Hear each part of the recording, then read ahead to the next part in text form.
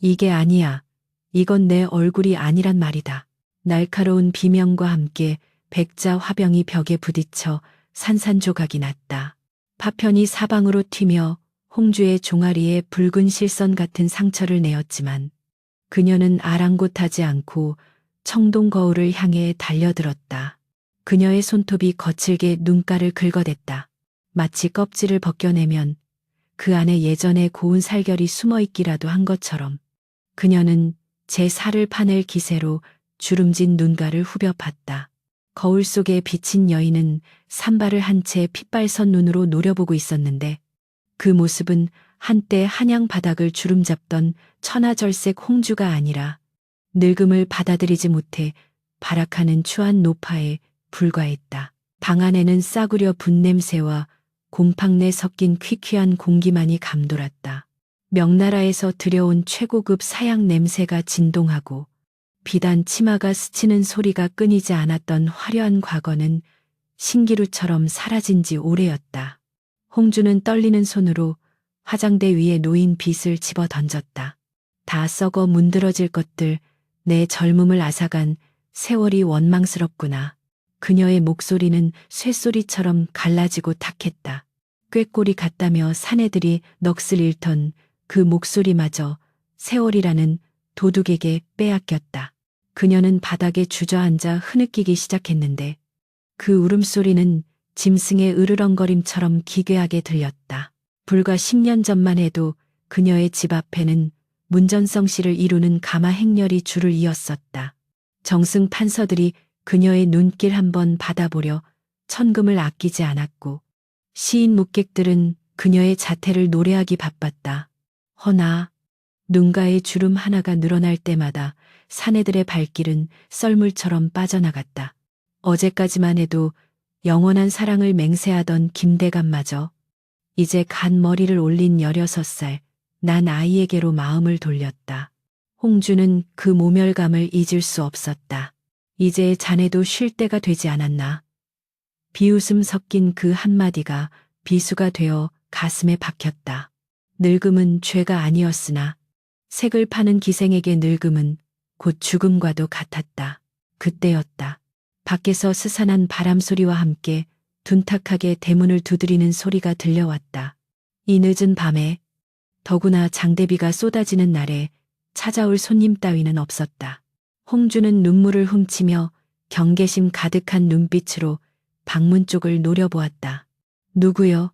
대답 대신 기이한 웃음소리가 문풍지 너머로 새어 들어왔다. 주인장 계시오. 아주 귀한 물건을 보여드리러 왔소이다. 쉰 목소리였지만 묘하게 사람을 끌어당기는 마력이 서린 목소리였다. 홍주는 홀린 듯 자리에서 일어나 문을 열었다. 칠흑 같은 어둠 속에서 삿갓을 깊게 눌러쓴 사내가 서 있었는데 빗물에 젖은 그의 옷자락에서는 비릿한 물비린내와 함께 썩은 흙냄새가 났다. 사내는 주인의 허락도 없이 방 안으로 들어와 젖은 보찜을 풀었다. 내 듣자 하니 이곳에 천하절색이 살고 있다 하여 찾아왔는데 내 눈앞에 보이는 건 시들어가는 낙엽뿐이구려. 사내의 말은 홍주의 영린을 건드렸다.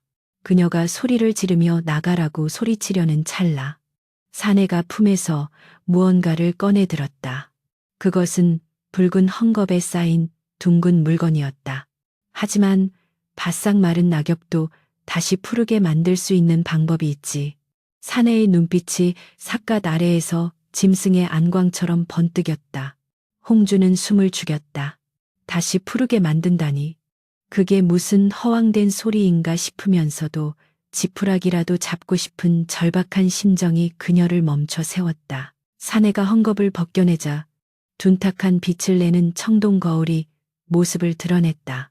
일반적인 거울과는 달리 표면이 검붉은 빛을 띠고 있었고 테두리에는 기괴한 짐승들이 서로를 물어뜯는 형상이 정교하게 양각되어 있었다. 거울을 보는 순간 홍주는 등골이 오싹해지는 한기를 느꼈다. 마치 거울 안에서 보이지 않는 눈동자 수백 개가 자신을 응시하고 있는 듯한 느낌이었다. 이것은 서영만 리밥, 죽은 자들의 왕국에서 가져온 물건이요. 세상 사람들은 회춘경, 회춘경이라 부르지. 사내는 거울을 홍주 앞으로 밀어놓으며 뱀이 혀를 날름거리듯 속삭였다. 이 거울은 주인의 간절한 소망을 들어줍니다. 합당한 대가만 치른다면 말이오. 대가라니 돈이라면 지금은 쥐뿔도 없소. 폐물도 다 팔아버린 지 오래란 말이오. 홍주가 경계하며 물었다. 사내는 고개를 저으며 킬킬거렸다.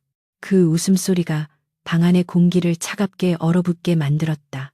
돈 따위는 필요 없소. 이 거울이 원하는 건 생기승치여. 당신의 손가락 끝에서 나오는 붉은 서늘한 방울이면 좋카오. 너무나도 간단한 조건이었다. 홍주는 의심스러웠지만 거울 속에 비친 자신의 자글자글한 목주름을 보자 이성은 마비되고 욕망만이 꿈틀거렸다. 정말로 예전의 그 모습으로 돌아갈 수 있단 말이오. 그녀의 목소리가 탐욕으로 가늘게 떨렸다. 사내는 의미심장한 미소를 지으며 답했다. 물론이요. 허나 명심하시오. 빛이 강할수록 그림자는 짙어지는 법. 당신이 얻을 아름다움의 무게를 감당할 준비가 되었다면 계약을 맺으시오. 사내의 경고 따위는 이미 홍주의 귀에 들어오지 않았다. 당장 내일이라도 기방에서 쫓겨나 길거리를 전전하는 신세가 될지 모른다는 공포가 홍주를 지배하고 있었다. 그녀는 떨리는 손으로 화장대 위에 가위를 집어들었다. 망설임은 찰나였다. 날카로운 날이 그녀의 검지 끝을 스치자 몽글몽글한 핏방울이 맺혔다. 홍주는 핏방울이 떨어질세라 재빨리 거울 표면에 손가락을 가져다 대었다. 핏방울이 차가운 청동 표면에 닿는 순간 치익하는 소리와 함께 비가 순식간에 거울 속으로 빨려 들어갔다. 마치 수백 년 동안 목말라 있던 마른 땅이 단비를 들이키듯 거울은 붉은 피를 탐욕스럽게 삼켜버렸다. 그 순간 방 안의 촛불이 일제히 꺼지며 칠흑 같은 어둠이 찾아왔다. 홍주는 비명을 지르려 했으나 목소리가 나오지 않았다. 거울에서 뿜어져 나온 검붉은 연기가 그녀의 몸을 뱀처럼 휘감았고 뼈가 뒤틀리고 살가죽이 찢어지는 듯한 극심한 고통이 전신을 강타했다. 그것은 마치 불에 달궈진 인두로 온몸을 지지는 듯한 생사를 도려내는 고통이었다. 홍주는 바닥을 뒹굴며 고통에 몸부림쳤다. 피부 밑에서 무언가가 꿈틀거리며 낡은 가죽을 밀어내고 새 살이 돋아나는 감각이 끔찍하게 생생하게 느껴졌다. 의식이 흐려지는 와중에도 그녀는 오직 젊음이라는 두 글자만을 붙잡고 짐승처럼 버텼다. 얼마나 시간이 흘렀을까. 사납게 몰아치던 폭우가 그치고 창호집 문틈으로 푸르스름한 새벽빛이 스며들 무렵 홍주는 눈을 떴다. 온몸이 식은땀으로 흠뻑 젖어 있었지만 몸은 깃털처럼 가벼웠다. 고통은 씻은 듯이 사라지고 대신 묘한 활력이 혈관을 타고 뜨겁게 흐르는 것이 느껴졌다. 그녀는 떨리는 손을 들어 자신의 얼굴을 만져보았다. 거칠고 늘어졌던 피부는 온데간데 없고 갓 찐 찹쌀떡처럼 매끄럽고 탄력 있는 감촉만이 손끝에 전해졌다. 홍주는 믿을 수 없다는 표정으로 기어가듯 거울 앞으로 다가갔다. 밤새 곁에 있던 기이한 사내는 흔적도 없이 사라지고 오직 청동 거울만이 덩그러니 놓여 있었다. 거울을 본 홍주는 숨이 닿을 뻔했다. 그곳에는 16세 꽃다운 나이의 홍주가 서 있었다. 주름 하나 없는 팽팽한 이마, 앵두 같은 입술, 밤하늘의 별을 박아놓은 듯 초롱초롱한 눈동자. 그것은 기적이자 마법이었다. 홍주는 광인처럼 웃음을 터뜨렸다. 돌아왔어, 내 얼굴이. 내 청춘이 돌아왔단 말이다. 그녀는 거울에 볼을 비비며 황홀경에 빠졌다. 거울의 차가운 감촉조차 달콤하게 느껴졌다. 이제 다시 세상은 그녀의 발 아래 엎드릴 것이었다. 자신을 버린 김대감 따위는 발가락에 때만도 못한 존재로 만들어주리라 다짐하며 그녀는 옷장을 열어 가장 화려한 비단 치마를 꺼내 입었다. 새 옷으로 갈아입고 의기양양하게 방을 나서려던 순간이었다. 아침 햇살이 방 안 깊숙이 들어오며 그녀의 그림자가 벽에 길게 드리워졌다. 무심코 벽을 쳐다본 홍주의 표정이 순식간에 굳어졌다. 분명 거울 속의 자신은 눈부시게 아름다운 소녀의 모습이었으나 벽에 비친 그림자는 허리가 굽고 지팡이를 짚은 꼬부랑 할미의 형상을 하고 있었다. 홍주가 팔을 들어 올리자 그림자도 따라 움직였지만 그 움직임은 묘하게 탭뜨고 기괴했다. 마치 관절이 꺾인 듯 삐걱거리는 느낌이었다. 이게 무슨... 홍주는 뒷걸음질 쳤지만 늙고 추한 그림자는 그녀의 발목에 족쇄처럼 단단히 매달려 끈질기게 따라왔다. 그림자의 구분 등 위로 검은 아지랑이가 피어오르는 것을 본 홍주의 등 뒤로 식은땀이 흘러내렸다. 한양 장안이 발칵 뒤집혔다. 죽은 고목에서 꽃이 피었다는 소문은 꼬리에 꼬리를 물고 퍼져나가 반나절도 지나지 않아 운종가 거리를 뒤덮었다. 늙고 병들어 뒷방. 늙은이 신세로 전락했던 기생 홍주가 10년은커녕 20년은 젊어진 모습으로 나타났다는 기이한 소문이었다. 호기심 많은 한량들과 옛 정을 잊지 못한 사대부들이 구름처럼 홍주의 기방으로 몰려들었다.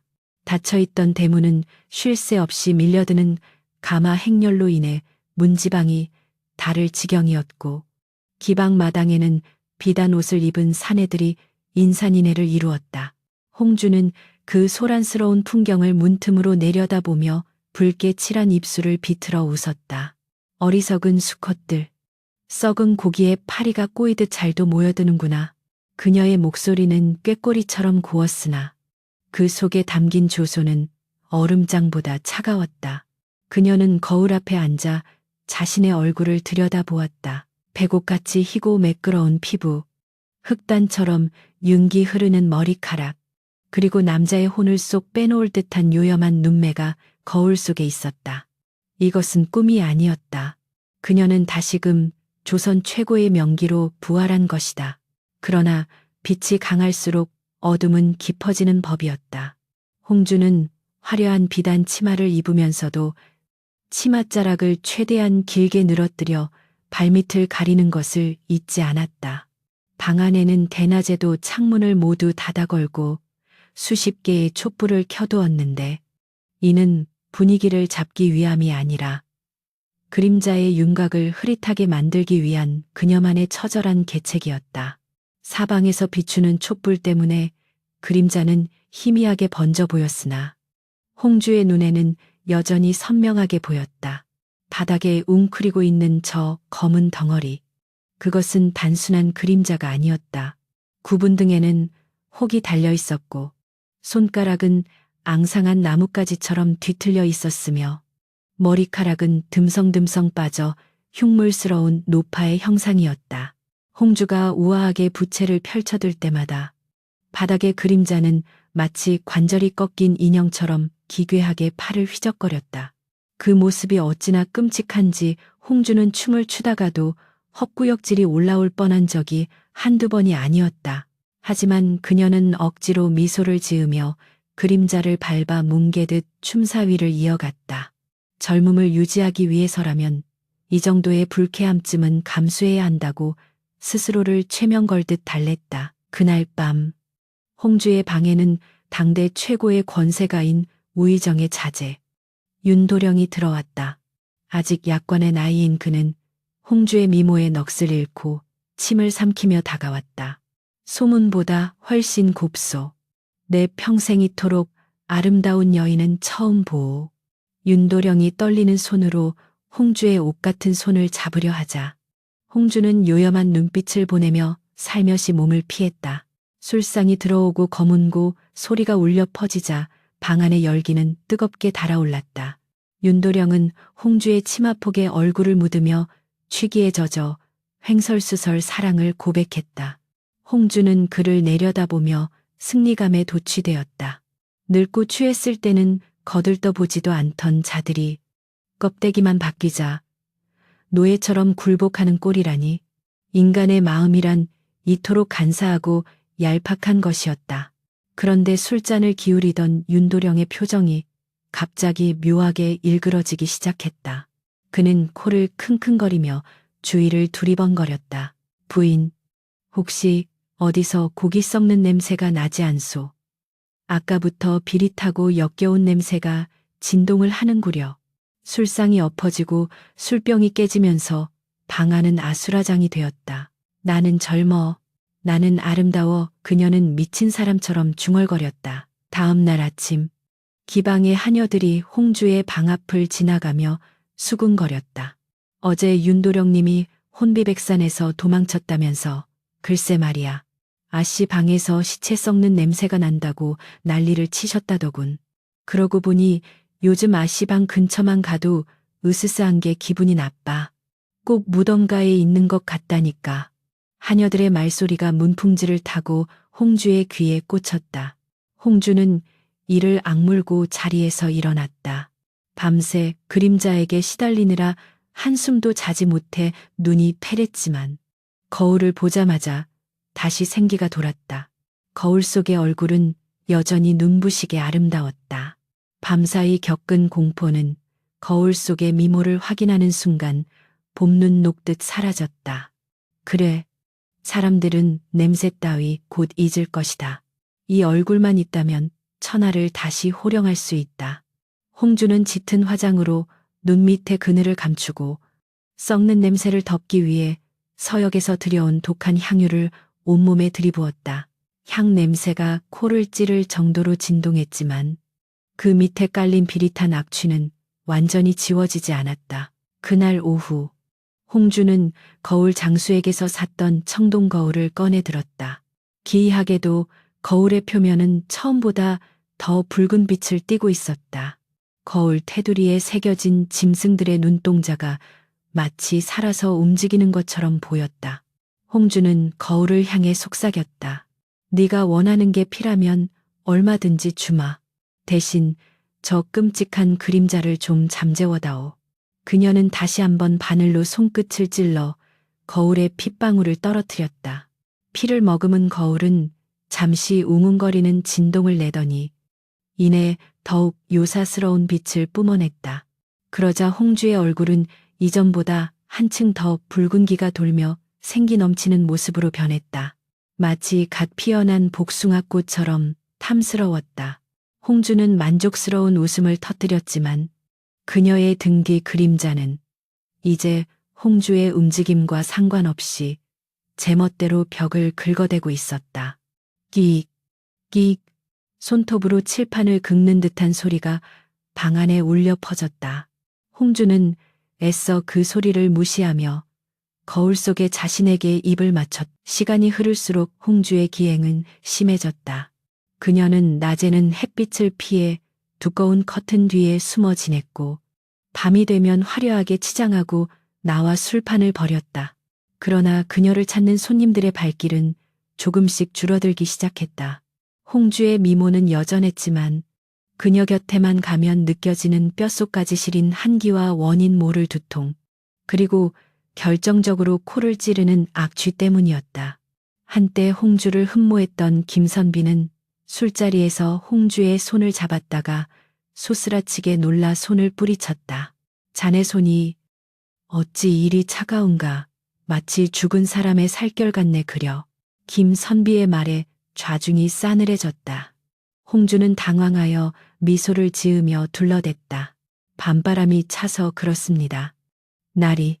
하지만 그녀의 미소 뒤로 그림자가 김선비의 목을 조르는 시랩을 하고 있다는 것을 본 사람은 아무도 없었다.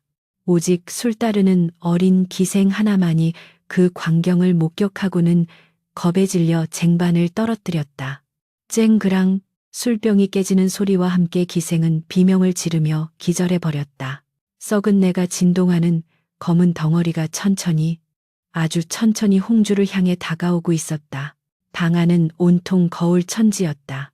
손거울부터 시작해 전신을 비추는 대형 경대까지 수십 개의 거울이 벽면을 가득 채우고 있어 홍주가 고개를 어디로 돌리든 자신의 얼굴이 시야에 들어왔다. 그녀는 마치 세상에 자신과 거울만이 존재하는 것처럼 하루 종일 거울 속에 비친 허상에 집착했다. 식음도 전폐한 채 그녀는 손톱이 닳도록 거울 표면을 닦고 또 닦았다.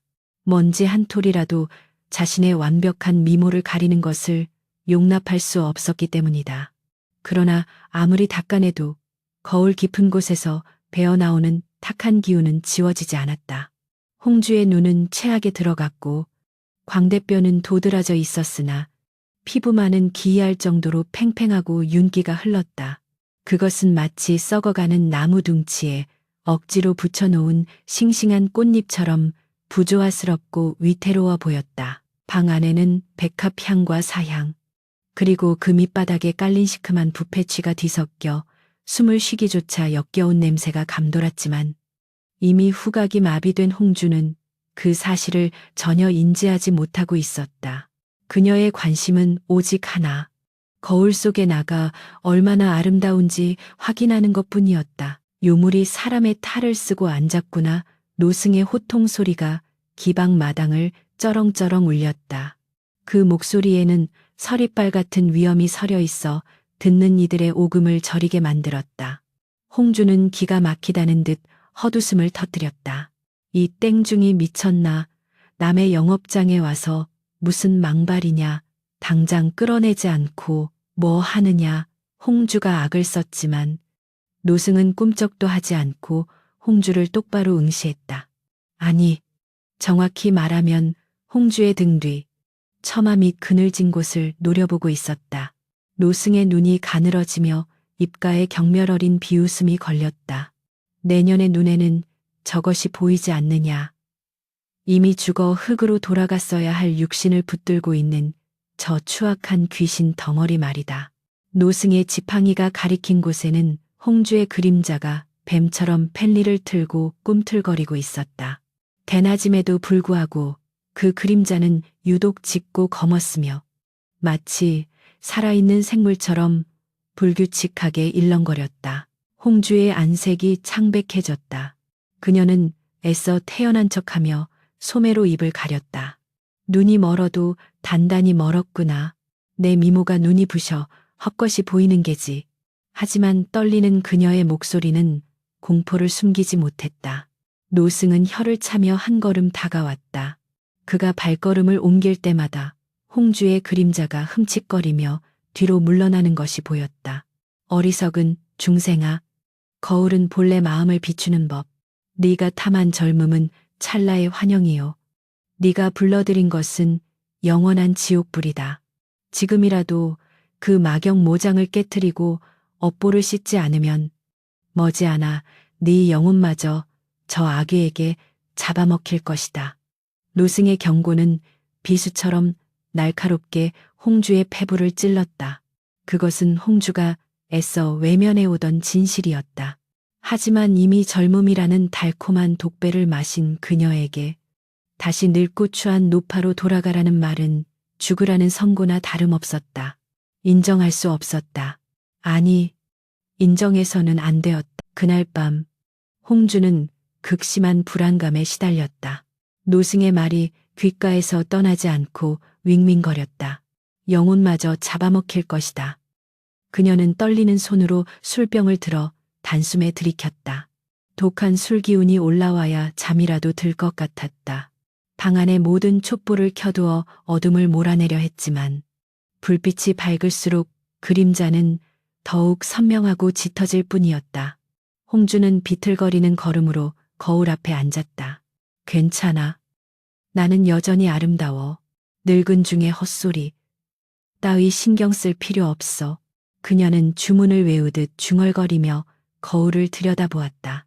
거울 속의 여인은 붉게 상기된 볼과 촉촉한 눈망울을 하고 있어 더없이 매혹적이었다. 홍주는 안도하며 미소를 지으려 했다. 그런데 그 순간 그녀의 심장이 얼어붙는 듯한 공포가 엄습했다. 거울 밖의 홍주는 분명히 공포에 질려 입술을 깨물고 있었는데 거울 속의 홍주는 활짝 웃고 있었던 것이다. 홍주는 미친 듯이 비명을 지르며 방구석으로 도망쳤다. 살려줘, 누구 없느냐, 살려줘. 그녀는 문고리를 잡고 흔들었지만 문은 밖에서 잠그기라도 한 듯 꼼짝도 하지 않았다. 닫힌 창문 너머로는 거센 바람 소리만이 들려올 뿐 하인들의 기척은 느껴지지 않았다. 마치 이 방만이 세상과 단절된 고립된 섬이 된 것 같았다.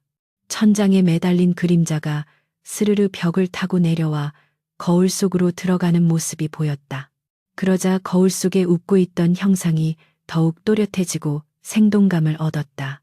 거울 안의 존재는 이제 홍주와 똑같은 모습이 아니라 홍주의 얼굴 가죽을 뒤집어 쓴 악귀의 본 모습을 서서히 드러내고 있었다. 늙고 쭈글쭈글한 피부, 욕망으로 번들거리는 눈빛, 그리고 썩은 이빨이 드러난 흉측한 미소. 그것은 홍주가 그토록 혐오하고 벗어나고 싶어 했던 그녀의 늙은 본 모습이자 동시에 그보다 더 사악한 무언가였다. 안 돼. 오지 마. 제발. 홍주는 공포에 질려 바닥을 기었다. 거울 안에서 쉰 목소리가 흘러나왔다. 왜 도망치느냐?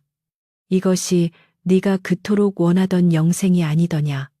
나와 하나가 되면 너는 영원히 시들지 않는 꽃이 될 것이다. 목소리는 달콤하면서도 소름 끼쳤다. 홍주는 본능적으로 알 수 있었다. 저것에게 잡히면 단순히 죽는 것으로 끝나지 않는다는 것을.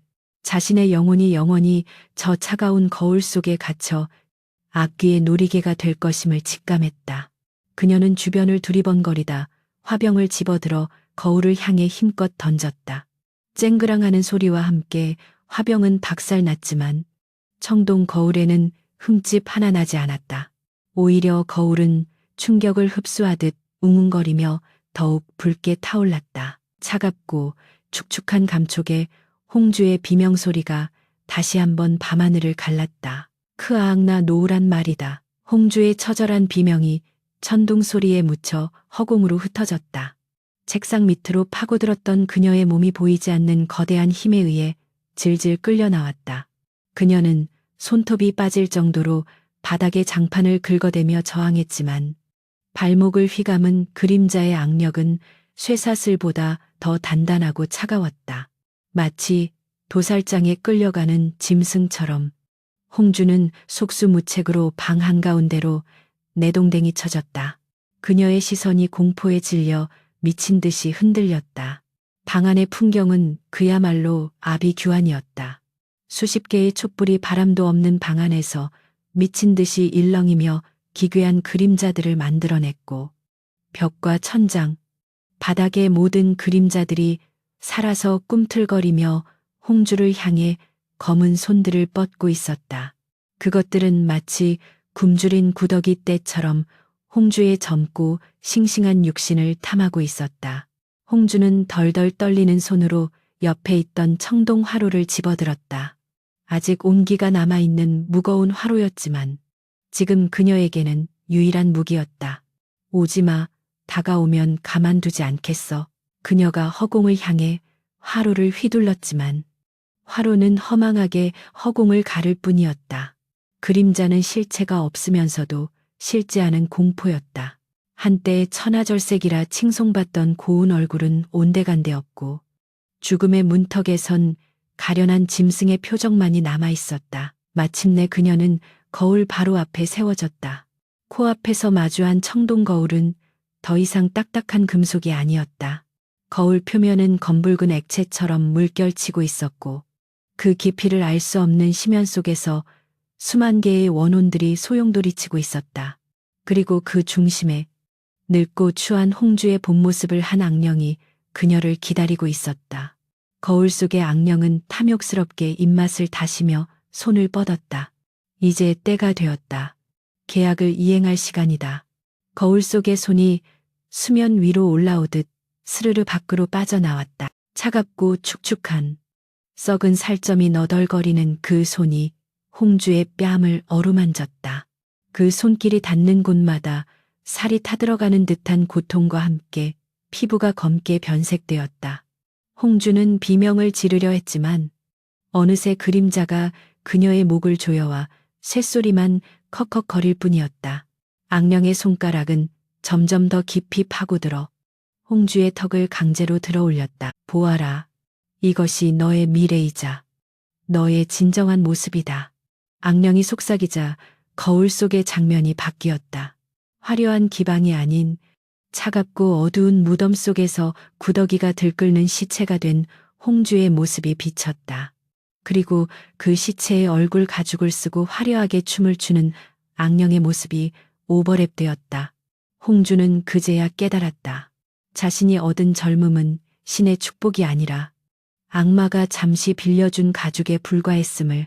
이 거울은 젊음을 주는 도구가 아니라 산 사람의 생기를 빨아먹고 늙은 영혼을 갈아치우는 저주받은 통로였음을. 후에는 너무 늦었다. 그녀의 눈에서 절망의 눈물이 주르륵 흘러내렸다. 눈물이 거울에 닿자 치익하는 소리와 함께 증발해버렸다. 거울은 이제 홍주를 삼킬 준비를 마친 듯 격렬하게 진동했다. 방 안의 가구들이 덜덜 떨리고 벽에 걸린 족자들이 바닥으로 떨어졌다. 홍주는 마지막 힘을 짜내어 반항했다. 그녀는 품속에 숨겨두었던 작은 은장도를 꺼내들었다. 자결을 하려는 것이 아니었다.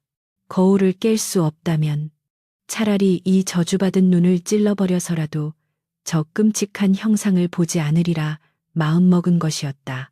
그녀가 떨리는 손으로 은장도 끝을 자신의 눈동자로 가져가려는 순간 거울 밖으로 튀어나온 또 다른 검은 손이 그녀의 손목을 낚아챘다.